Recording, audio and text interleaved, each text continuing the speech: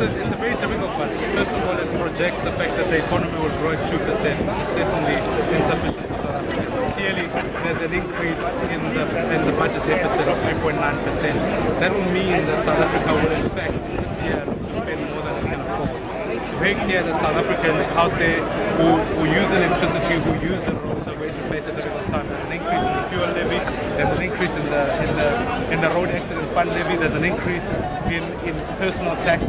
So what it seems is that the state is an incapable state that will now be spending more and more, and South Africans out there must be the ones who are financing the deficits that South Africa is facing. So it's going to be a tough one for the South African consumer, who also faces energy interruptions, but also to pay more for that energy.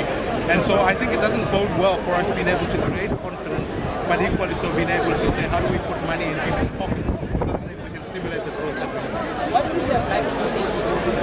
Without fail, I think ESCOM is certainly a key crisis. It should have been broken out.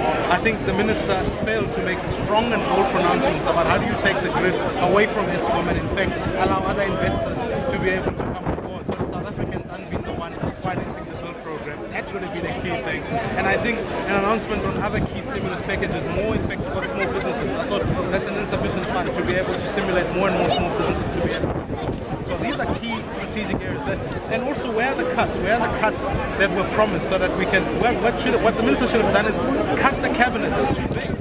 At least allow that to become a smaller entity so that more money can go to other projects.